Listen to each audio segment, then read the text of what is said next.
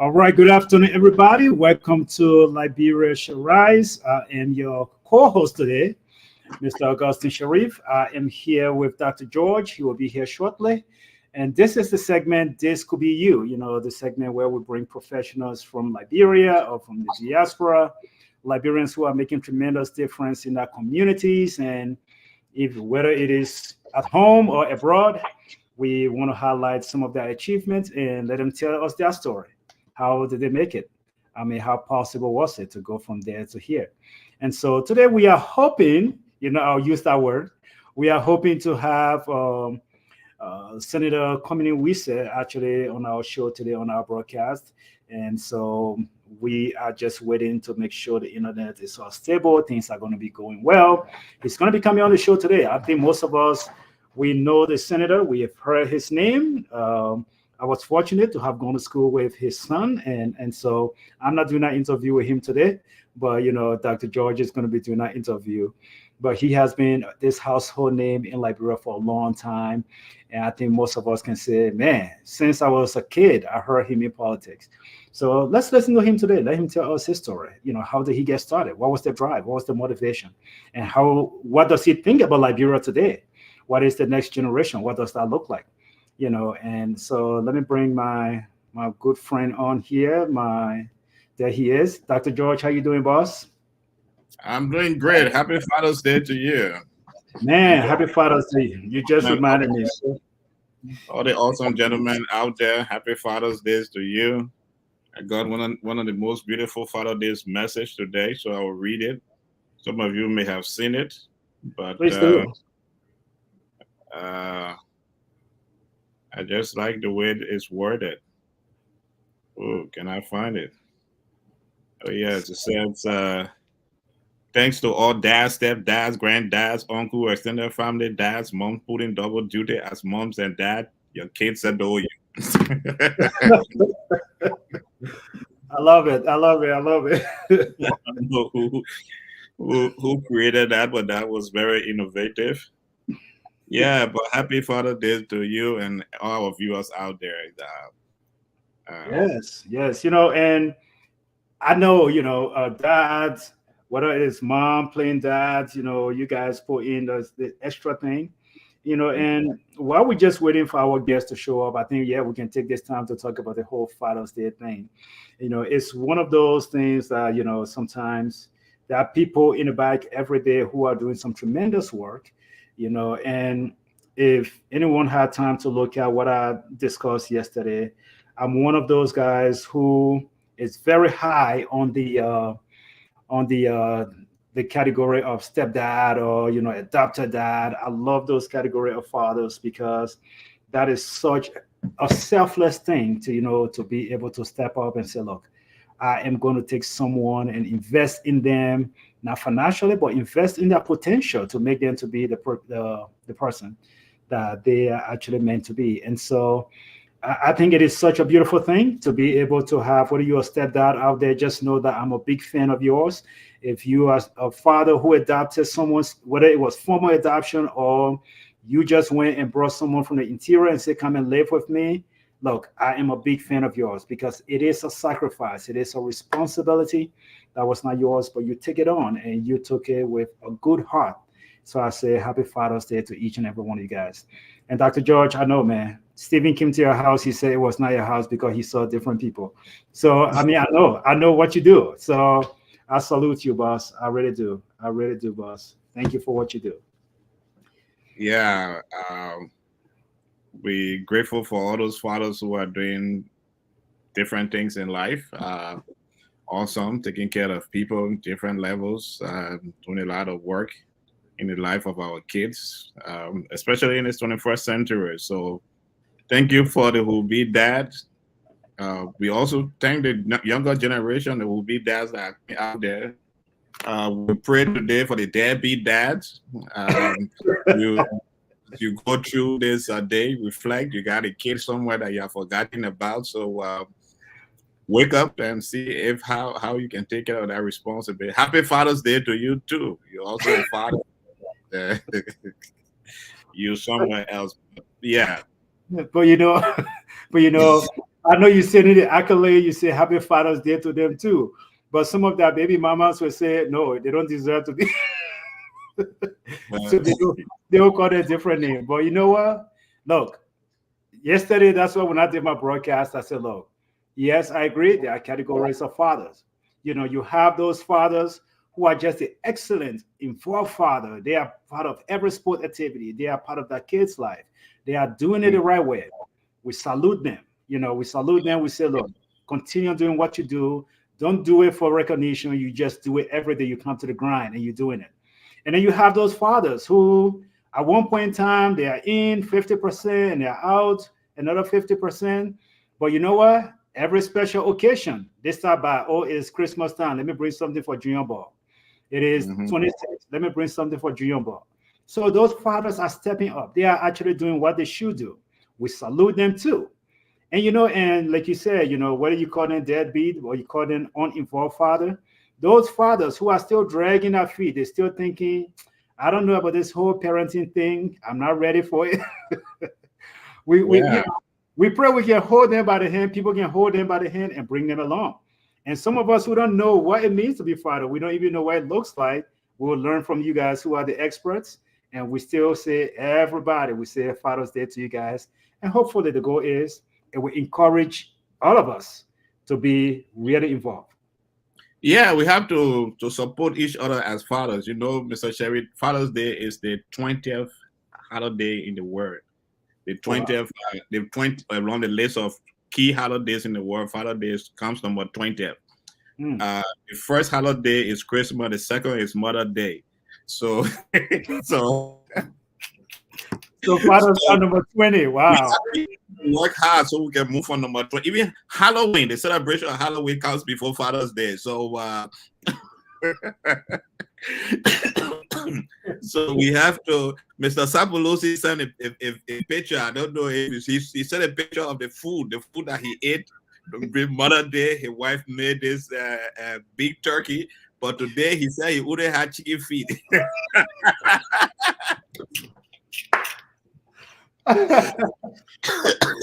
So we have to pray for our brother, Mr. Sapolosi. How many of you have not seen for a while? That's the reason he having chicken feet today.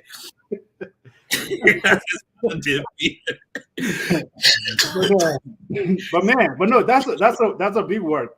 We got to at least try to go from number 20 at least by the end of this year. If we can get to number 15, we're doing something.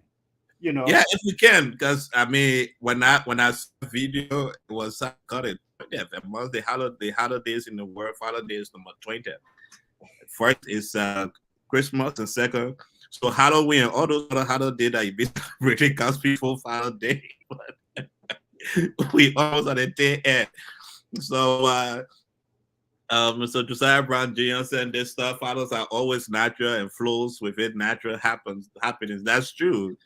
Um, it's just that my friend Mr. Sapolosia, who is a co-host on most of these shows, is eating chicken with chicken feet today. So he was very angry when he sent a picture to us today.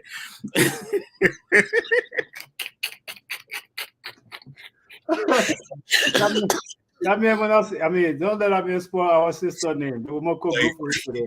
He sent a picture in our chat room today. He was angry with what he did on Mother's Day. Uh, so, but happy Father's Day to all the fathers out there. We are waiting our guest for this evening. The Honorable Conmany, we said, former senator for River G County, and someone who has been in the Liberian political system since his day at the University of Liberia, joining the Moja, the Movement of Justice in Africa. But we're not going to talk politics. We're just going to talk about him, how he navigated. He's once served our country as Liberian ambassador to the United Nations. Under President Eddie Johnson, he served, I think, as Minister of State with our president, with our portfolio at point in time. And he was with Amos Sawyer at the Center of Democratic Empowerment before the late Dr. Sawyer was appointed to head the Government Commission. So he's someone who has a lot of wisdom and a lot of knowledge when it comes to Liberia. But his story is what we are interested in. This could be the story behind the person, not the flashes news headline, the political argument, and all that. It's just a story how he got to where he, and just that. So hopefully, he inspired one of us this evening. So we have the owner of Black Brother Raz, Dr. Boss. They're coming in little by little and they're angry because they're having chicken feet today. so so when you see this mad face coming on Father's Day, just relax. Because they are comparing the mother they gave the ball for their wives and what they got today of Dr. P, my man, come back. Don't remove yourself. Come back on the screen. So, how your Father's Day going? The only person who was brave enough to show his challenge was. Let me talk because guests about to appear. Let me talk. The man frown at Well, again, guys. I'm going to start my show. Stevie, you got 2 minutes. No, you got 1 minute because my guest is already here. We're about to start the show. Okay. Happy Father's Day to you all, man. For me, I'm kind of not angry because that's the life we have signed up for. So I just want to say thank you to all the fathers that show up, even though when you're paying child support, you're doing everything, and it's still not letting you to see your children. I just want to say thank you to you for doing what you do. Those who even took care of children for 20, 30 years, and then they find out they are not the fathers, and they decided to stay in those children's life. I want to say thank you to you. Those of us who have it straight, no problem, and we still home taking care of the children. I want to say thank you to all of you who doing your best. Now, This guy woke me up when I decided to just stay in bed today. Not thinking I was going to be sleeping in my dream, so maybe I'm going to travel somewhere and be enjoying myself in my dream. Okay, man wake me up and say, he said he do nothing for him today, Father Day. Stay in the back end. I will bring my guests on. You know what, Stephen, you just proved Dr. George right, though. The message you were angry, and when you came here, you only said angry thing. They pay child support. You got a children for 30 years. They said, "On your baby." You just saw everything, but he was sleepy. And you woke it up. Yeah. Okay, gentlemen. Let me bring our guests on. Thank you. The Honorable Senator, how you doing, sir? Great.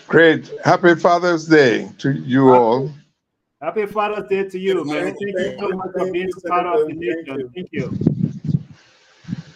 Yep. Yeah. We had a great day today at the Estruin Nangwe United Methodist Church. Oh, good. In Cinco, yeah. At least the Methodist Church, half of it still standing. Because I know you guys won't protest, so.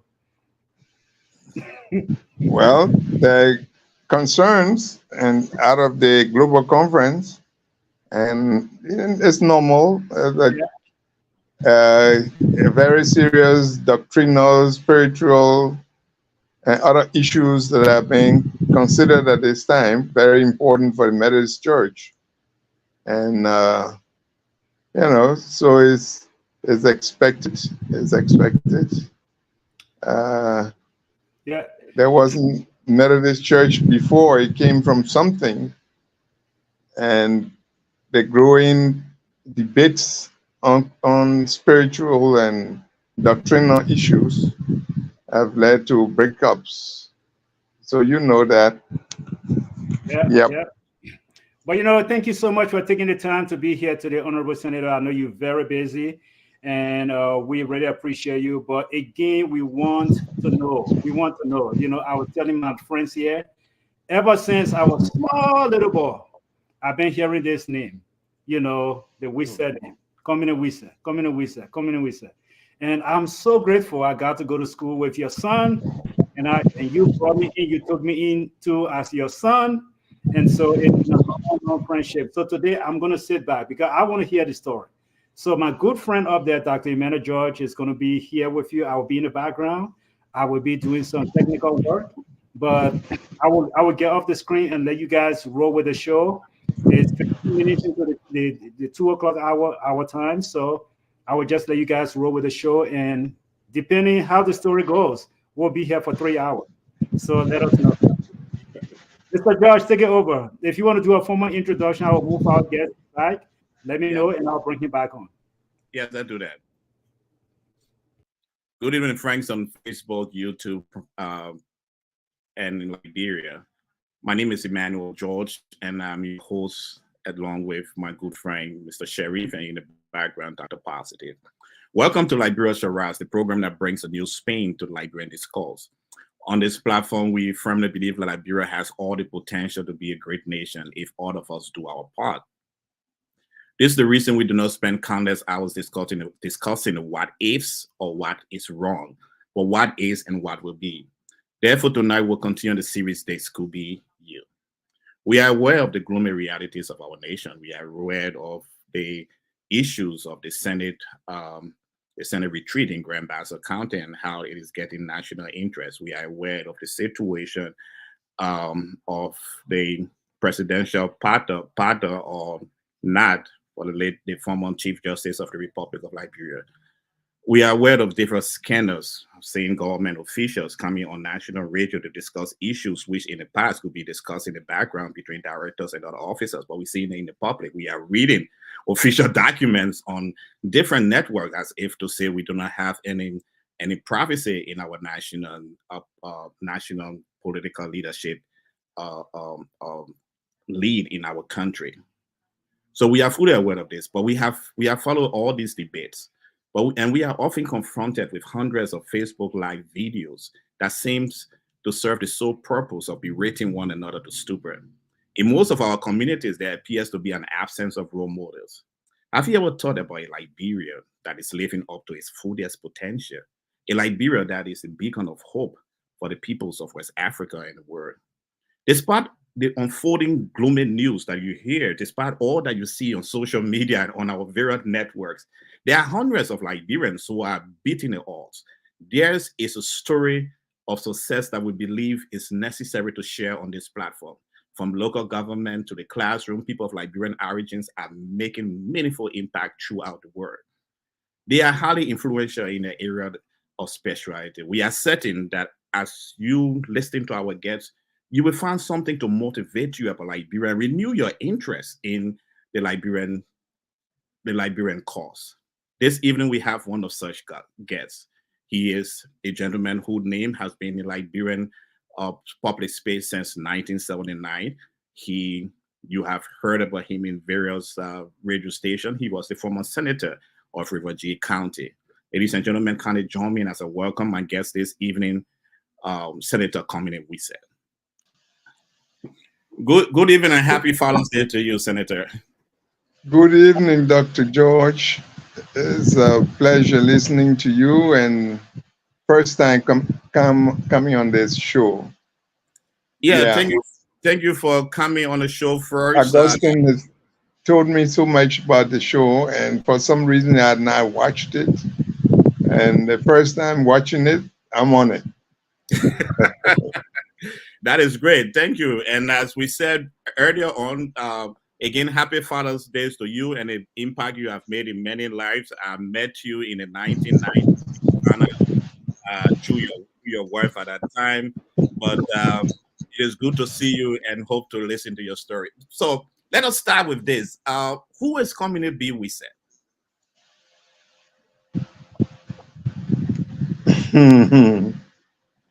I don't know. Sometimes I like to hear what people have heard about Conmany Wesseh.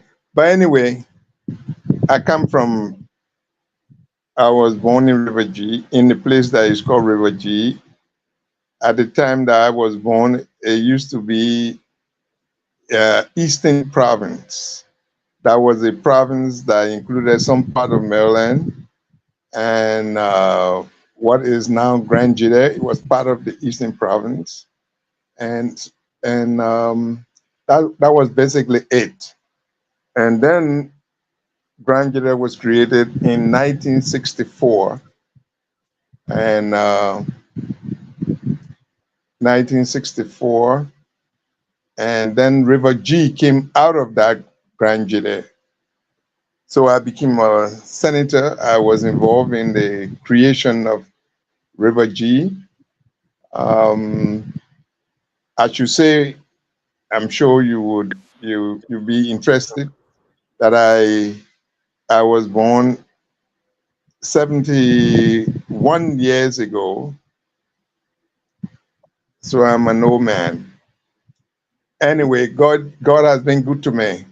So I've seen a little bit of life. I've seen a little bit of life. I went to a village school that we are trying to build now because government never built it for the time that that school was created. The circumstance of its creation. You know, my father had been acting as a paramount chief when crisis came to our chiefdom, and then there was an election. They have elections on that side of our country, and it was said that only those who could read and write could be chief. And my father could not read and write, so he couldn't contest to be paramount chief, even though he had been acting for about 3 years as paramount chief. And that made him to go back to our hometown to encourage the creation of a school, the Okay. town Tidekan Public School. And so we were the first students in that school in 1960. By Wow. then, I was about 7 years old. Okay. And my brothers and the children of the town were the first to go to that school, which had started in a AG church building. But basically, we started in a rural school, and a teacher was called who had himself had stopped in the 8th grade, but he had been somewhere where he came from that town, so he was recruited. My elder brother, who also had stopped in the 7th grade, was also recruited. So they began to teach us ABC, and that's how I started ABC in that uh, in that school. And I Okay. went on from there to junior high school in Maryland, Kipamos High School. Oh. Left from Kipamos High School and went on to Yikipa to attend a vocational school where I studied. I trained as an electrician, and I graduated and got a job. My first time to live in Monrovia was I came to a job. I was recruited on the day of my graduation. And I always tell people just going to that vocational school and learning a vocational trade as an electrician and getting a job with the National Port Authority and the Liberia Electricity Corporation and so on. I supported myself and got scholarships to the University of Liberia. Okay. That And in the let me bring you yeah, back, Honorable Senator. Uh, what? How was it like in high school? You attended the Kipamas High School. I went to Kipamos High School, and we had a very rigid, uh, a very huge disciplinarian called Joseph Sebastian Bush. He ran the school, and I know one of the things that we were that was just training us about time, about cleanliness, and keeping the school clean, discipline in the school. So by the time I was in the 10th grade, um, we were given responsibilities for the whole school. When the students who were in the 11th and 12th grade got involved into trouble with Sebastian Bush. So he removed them from student leadership and created his own leadership and and selected a number of us from the 10th grade. So I became a student leader running the school newspaper and with the help of Peace Corps teachers. And so at the 10th grade. Okay. in So Kipamos High School. we can say that was your introduction to politics. Can we Well, conclude on yeah. that? Well, I would say I saw my father as I told you, as a little child, seeing him as a paramount chief, and then as we grew up, he tells the story all the time why he established the school in our hometown. That if school, if not going to school, denied him to run for paramount chief when he was the most qualified person, then something got to be good about school. So he taught us about school. So if Yeah. you say my politics was introduced to the issue of school, need for education. So, so when I went to Kipamos High School, I went there knowing, and this is going there as a kid living with other people who were not related to you. For those who grew up in those places, you left your home, your parents, and went to stay with some people as a ward, and that meant certain kind of disciplines. There's not like today now where you got water running, there's nothing. So you had to tote water, you had to haul water, you had to make a garden, you had to go for wood. After school, go for wood to come. And I mean, there were so many kids that were in this house. I mean, we had to do it. We had to do everything. There was no flush toilet system, so you had to help to carry the commodes, what they call them, the school. Okay. Yeah, the timber buckets, I did all of that. So there wasn't. I grew up not knowing many things by myself. Knowing that you had to clean up your. I tell my kids all the time, and my grandchildren all the time. Now we in a house where you got everything. Water is running. You got electricity. You got everything. Basically, something I never dreamed existed. You know, but it helped me to learn to do things for myself, and it helped me also to do things for a society, a community. Whatever I was doing when I was taking the water, when we were going for the wood, it wasn't for me alone to eat. It was always to make sure that the other kids who were much younger than ourselves would have something to eat. When we made a garden, it was to help the old lady we were living with to have food for us to eat. So So yeah, so so then in the university, I mean in high school, yeah, yes. So Joe Bush introduced us, and the way we were picked, he was looking for the most disciplined students, mm, and he picked us. A friend and myself became the leaders of the school under his guidance, his direct guidance against the 12th grade and the 11th grade okay, until they began to respect the rules, because many of them were from well-to-do families in Harper. Harper was in a way a stratified society for most people who did not know.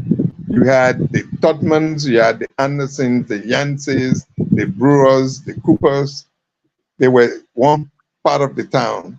There were others who were the rest of us who came from other places far away from Harper, had to live with other people, and our discipline was different.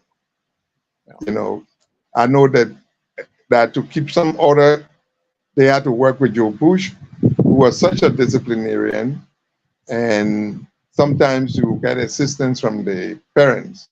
I know some of my classmates were Andersons and Totmans and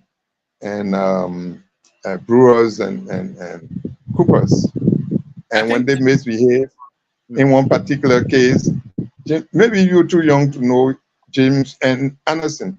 James Anderson was the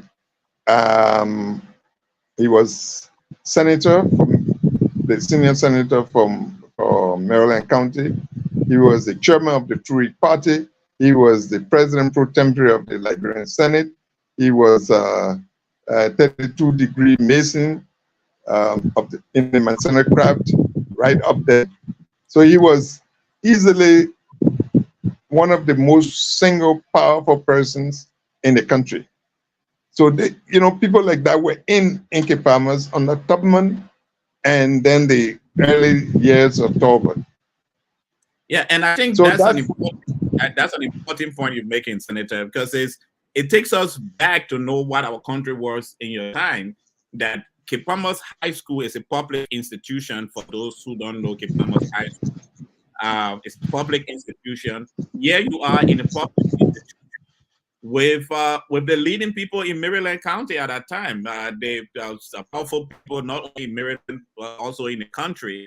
You are in school with them, and now in Liberia, for so many years, it's difficult for us to equate public institution, the quality of public schools, with what we have in private schools today. And what you have given to us is a very beautiful a background, so our audience can know that there was a point in time that in Kipamos, you have Jimmy, you have what are the I'm sorry, I'll be able to hop off for long, but you have all those private school Bishop Jewel.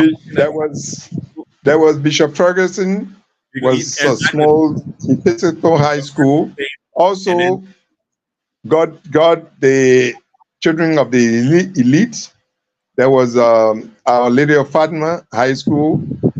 These were the three competing high schools in Harper City.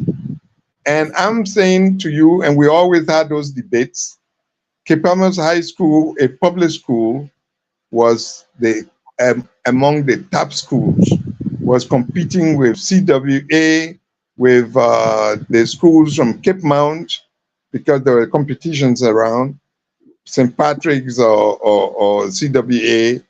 Kipamos High School was competing with those schools, as there were schools in Bassa High School or St. Peter Clavers and others. Those schools were well supported, and you are quite right.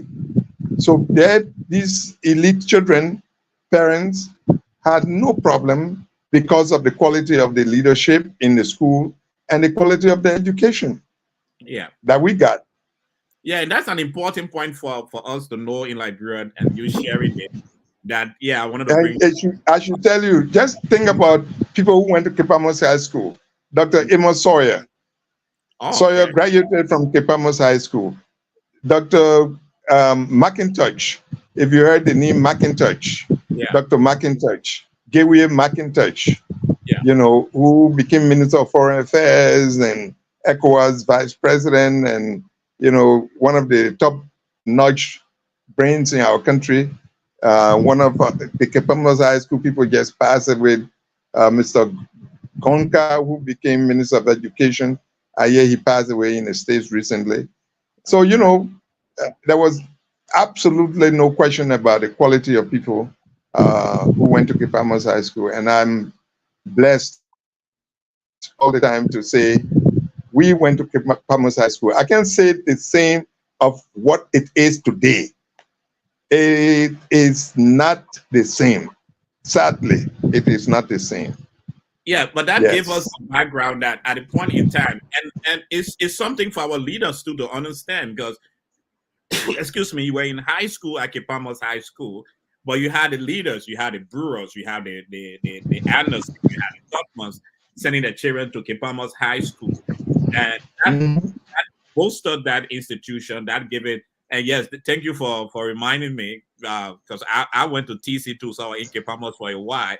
so reminding me that it's Bishop the Lady of Fatima, Bishop Ferguson. Those were private institutions, but your school, Cape Palmas High School, was competing with those institutions. But Oh you yeah. got a scholarship and went to the University of Liberia.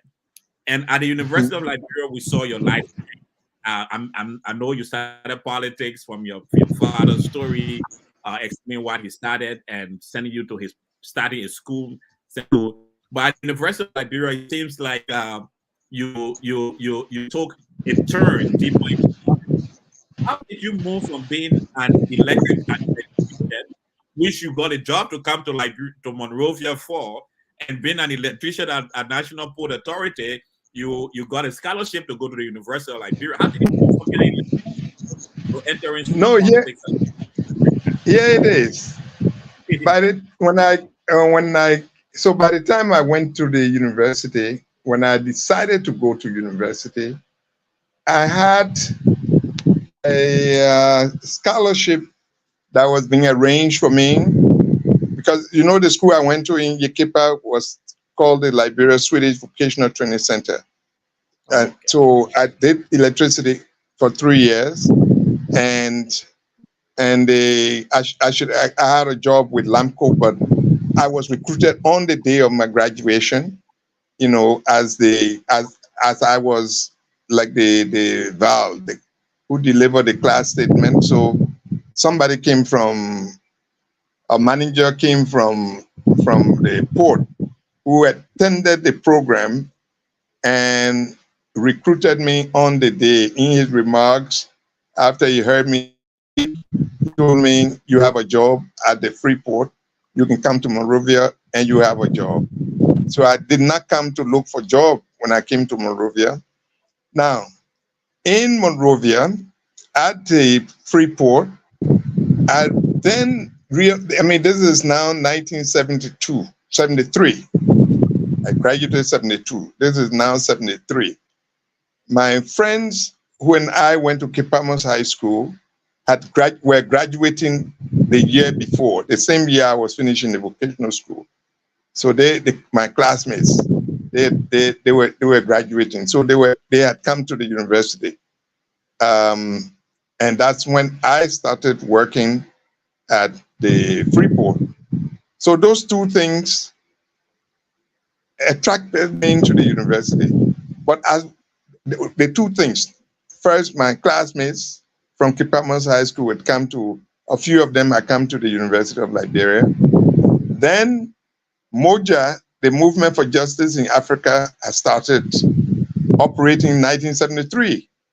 And it was always everything to come from work and go to meetings, MOJA meetings, where discussion about the future of Liberia, the issue of justice, and the situation in other parts of Africa, something we didn't study very much, the history of other parts of Africa and the developments there. So it was quite exciting. Then I got a call from the Swedish embassy in Monrovia that a scholarship was being arranged for me to go to Sweden to go train as an electrical engineer. But I said, okay. So I started to debate between going to Sweden to go to be an electrical engineer and to see the excitement that I was seeing in our society. People were talking about change. And there was, and the center of this debate was the University of Liberia. So I come from work, from the Freeport, and then the first thing in the port, I started to engage myself in trade union activities. I was working for if you maybe too young to know, at that time, Freeport workers used to ride trucks. But the men who recruited us and my colleagues, because they encouraged me to recruit more colleagues from VTC that I brought to Monrovia and who were employed. They said, And we told them we could not ride those trucks. And they agreed. So they call us technicians, whereas all the other workers were calling them Freeport workers. We were not called Freeport workers. We were called technicians, trained technicians. And we were paid differently, higher pay. At that time, $125 a month. That was huge money, huge money. And we're riding the bus as the supervisors. So by the campaign, we got involved on workers' rights. We entered the Freeport and began campaign for workers' rights. Freeport workers stopped riding trucks because we started a campaign for that. In the end, of course, this was always attending Moja meetings and learning about struggles for change and rights and freedoms and such things. So the first thing I experienced was being dismissed from the Freeport. I was fired along with my colleagues who were who were involved with the campaign for workers' rights. We got fired. Then, shortly after, we got recruited in the LEC. So I got employed in the LEC, and by this time, the excuse that was used was because I started to go to university by 1975. I started to go to the university, and by the same time. Honorable, I just want to chip this and get this clear. You had a scholarship to go to Sweden, but your motivation for change and the momentum that was in the country made you to reject that scholarship? I did not. I went there, and I was supposed to return. I just did not return. It was not exciting for me. What was now exciting is when I come from the port. When I came from the port, there was a Moja meeting. And that time, Dr. Tipote, Dutuan Webb Mason, Amos Sawyer, all of these young, these were young people who had come back home from the United States, who had, I'm talking about young people who were in their 20s. Mm-hmm. When Tipote got his PhD, the first Liberian ever to have a PhD in economics, he was only 28, 29. Sawyer was just about our age too when he got his PhD. I mean, by the time he was 30. Drew Mason, a young professor who had gone to teach at Cottington, himself was also in his 20s. I'm telling you, those are the kind of young people that came back home. So in my early 20s, it was an excitement. And the thing to do was I had a job, and then I could work for the trade unions. The workers' rights. But I could do better if I came to the university where there was Moja and SUP, the Student Unification Party activities. It was very exciting for me. And I thought I could make a contribution to our society. That's why I did not go on to my engineering degree to go to Sweden. I stayed here at the university, and by the time of my first year, the end of my first year, I was deep inside student politics. At the same time, I was working. I told you I was working at the Freeport. I was fired, then took the job at the LEC. The managing director at the time at the LEC, Sam Burnett, all accepted me to work and go to school. So I began working and continued working with LEC, and some of my colleagues came along with me. I made sure those of them who were fired were also recruited. Those who were in the same field or other things. Some guys were general mechanics and stuff. They got recruited. So it was how my life began to get focused. And not only then was I working, I was working and supporting some friends of mine, some of my colleagues who did not have the means that I had. You know, here I was working and was being paid at that time, paid very well. Then, by the time I was in my second year, I was on scholarship. I was getting I was making enough grade points, make enough grade points to get a scholarship.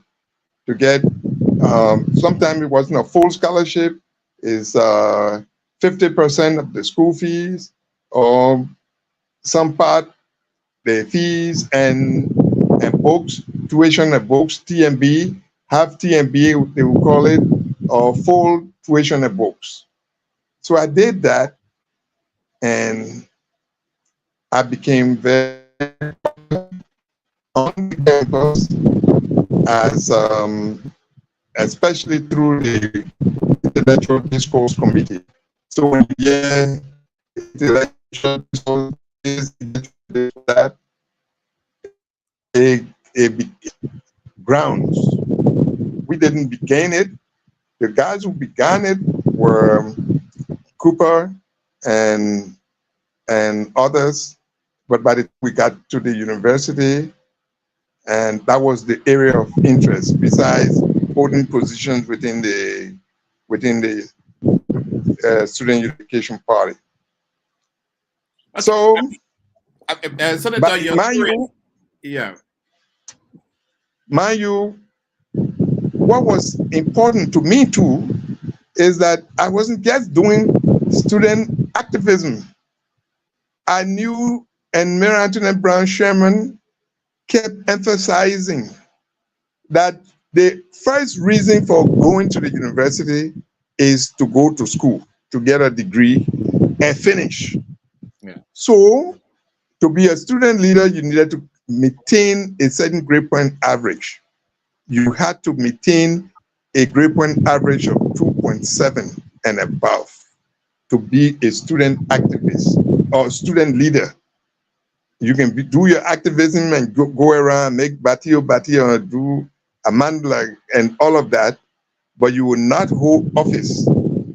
You would not be elected to any office unless you were carrying a certain grade point average. So I did that, and I maintained my grade point average and tried to be able to finish the university within the required period of 4 years. Even though I was working as an electrician. I will still do my 8 hours and come on the campus.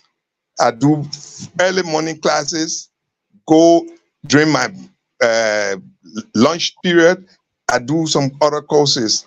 In the evening, we do a lot of the planning, political activities that we plan for the next day.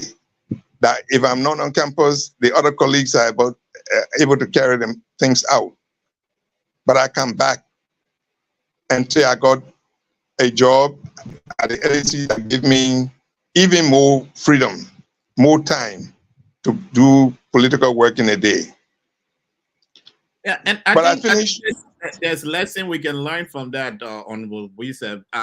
I mean, I'm amazed because nowadays, many who are watching you and I on the show, give you an opportunity to go and study in a foreign country, who have jumped on that opportunity and be out of Liberia as soon as possible. But you saw that there was a change going on in the country, and you needed to be part of that change. So you forgo this interest in order for you to do what was motivating you, and that is great. And now you are working full time, and you are at the university like you are at the same time full time, and you have to maintain a GPA or 2.7 in order for you to be in politics and you're working in that area. Mm-hmm. One thing that is on my mind, and perhaps the viewers are also thinking that. Now, we had a situation. Those of us who grew up and saw politics in the 80s, we grew up with your name and all the names you mentioned. But in the 80s, politics seems to, if you were in a university and you were actively engaged in politics, there was a possibility you won't be working in any government entity. So, how was it like working at the LEC and even being promoted and at the same time practicing politics at the University of Liberia?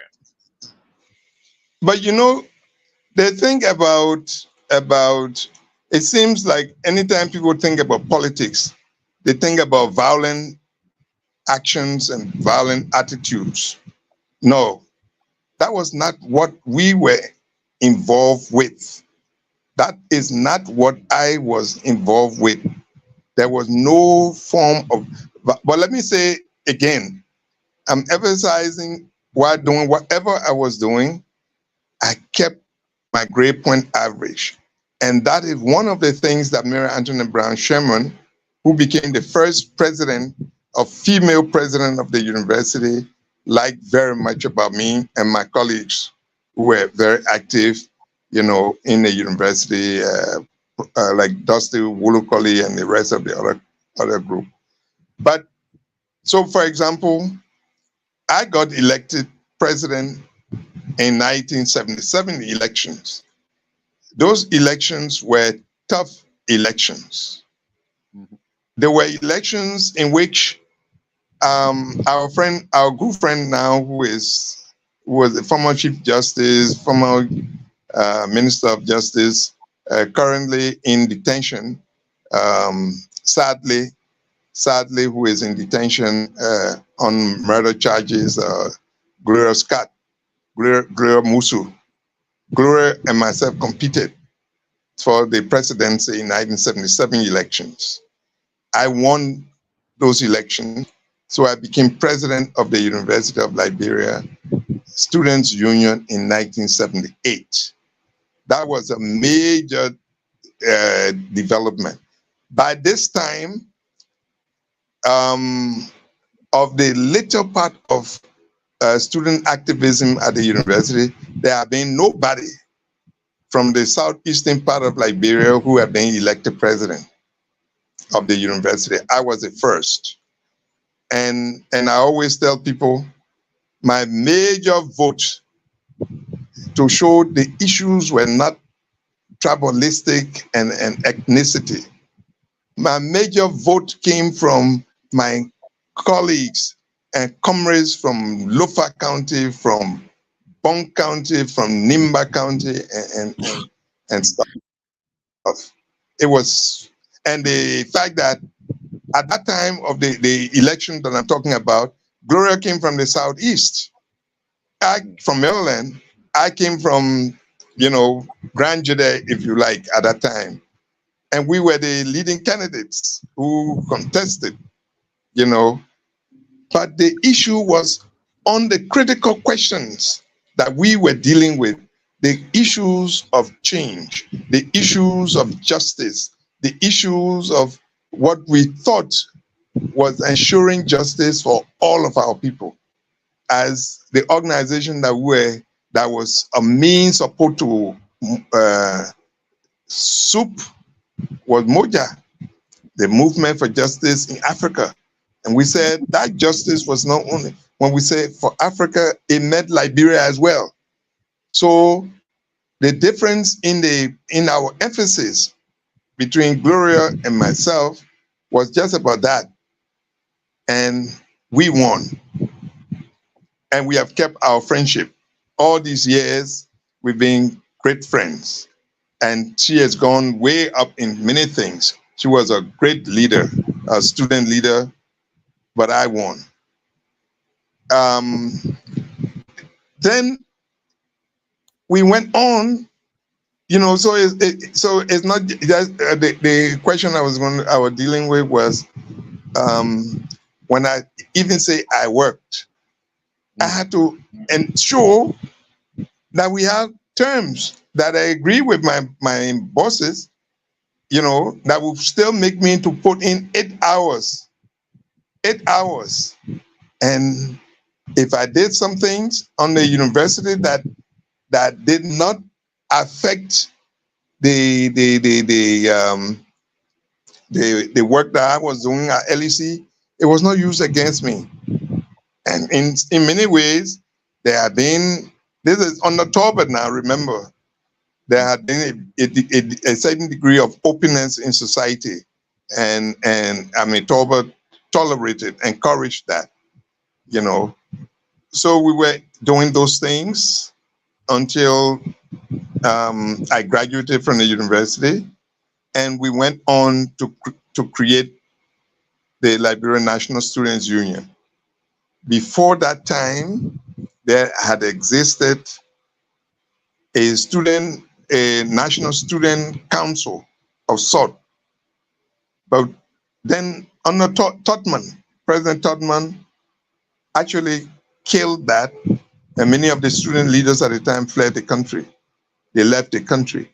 When we took over at the University of Liberia, we began to work with other student leaders, including where you were in TC, that was called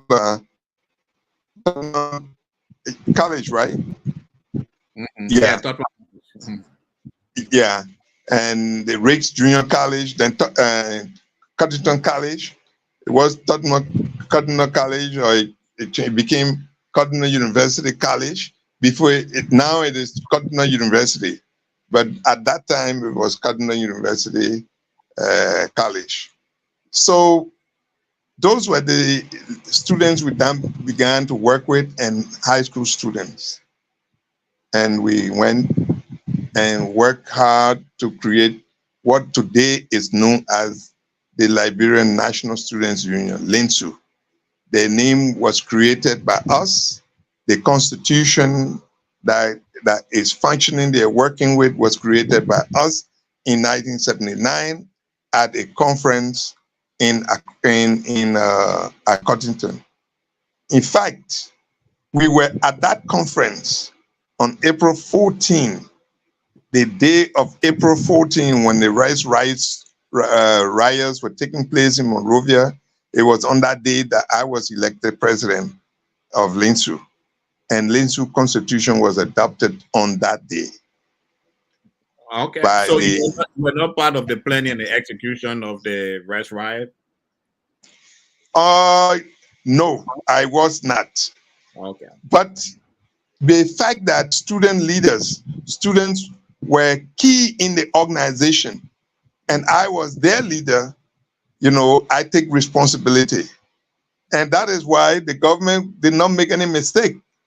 When they announced the people they consider as the ringleaders, they named 5 people that they announced as the ringleaders of April 14. They named G. Bacchus Matthews. They named Oscar Jaiquia. They named 2 other friends of mine, John Stewart and James Yazia and Conmany Wesseh. We were the 5 people that the government named as the leaders of the riots. See, Senator Wesseh, there's so much information to gather from you. You are such an exciting to pull out. But time is not our friend in this conversation. I'm going to ask open to see if we can do a part 2 of this program and bring you on again, so that we can because now we get into the second phase of this conversation. We know in you as a person, and thank you so much. But now we go into you in the political activism, and I sure that would take us another 1 hour to go through that. So if we can beg your indulgence, we work with Mr. Sheriff, we can bring you again to have a part 2 of this segment. But I would like to ask you this question before we work bringing you out. When you look back to 1979, look back, not that 79, but to the time you made this conscious decision of being a part of the change process in Liberia, when you look back and you look at where we are today, what do you tell yourself? What do you are you satisfied as the company we said have been part of this in the process of change in Liberia for the last what 40, 50 years? Are you satisfied? Are you are you questioning some of your activities? How do you look at it when looking at those look if you look back in 1979? But definitely I would definitely like you to come out on again so we can look at all those years and the critical role you played. But how do you how when you look back relaxing now in at this age 71, what do you think? Well, you see, to fight for change, it requires a great deal, and you cannot be certain that things will happen the way you want them to be. You make all the efforts. So you ask me, I would say, in some cases, we think things could have been handled differently. Things could have been handled differently, and those with whom we worked, could have reacted to some things differently. One of the things in struggles, in political struggles, that we must always keep in mind is we have to be careful about extremes, working with extremes. There are people who have extreme view about everything. Most often, one extreme can lead to exactly where you started. You start an extreme position on a given thing and you do not get it because you come back to where you started from.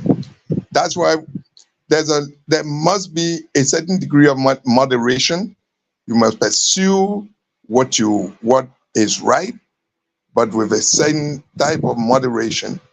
You are able to achieve something. There are some things that you might need you need a little bit more pressure, and I think we've tried. We tried in some ways, but today one of the greatest shocks in our society is just how people have no sense of history, how people are forgetting so easily, how we deal with.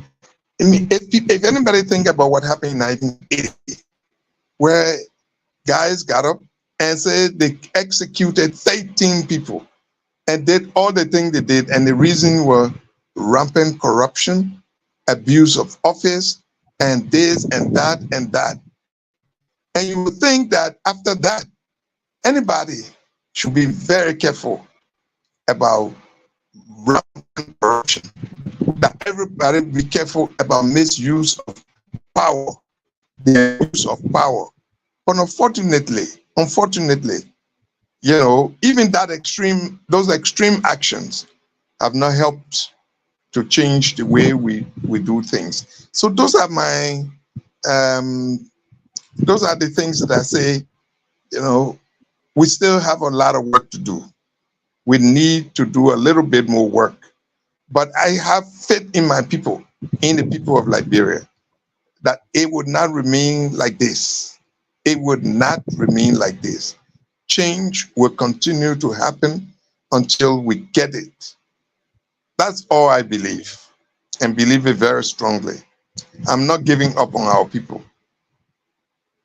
Thank you so much, Senator Wesseh. It's nice having you, and I'm going to plead with you. I'm going to talk to Sharif.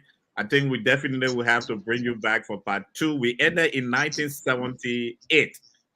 We still have 79, the 80s, and the 90s to go through. So definitely, I would talk to Mr. Sharif to see if we can bring you back on another edition if you have time. We appreciate it. But thank you so much for your time, Honorable, and happy Father's Always, I'll always have time for you.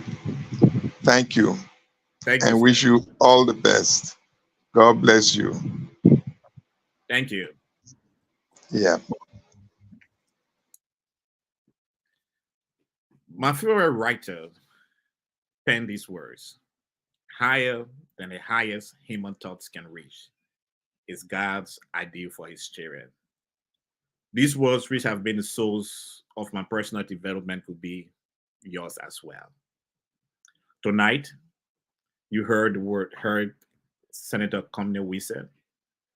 He started off in his father's school in River G County because his father was not permitted to participate in an elections of paramount chief because he did not have a level of literacy.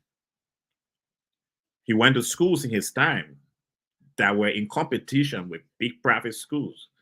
Our Lady of Fatima, Bishop Ferguson's are big schools in Maryland County, but he went to Kipama's High School, a public school.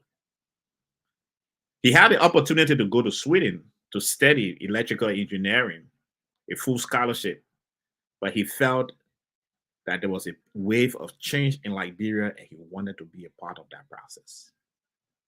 Those dreams could be yours as well.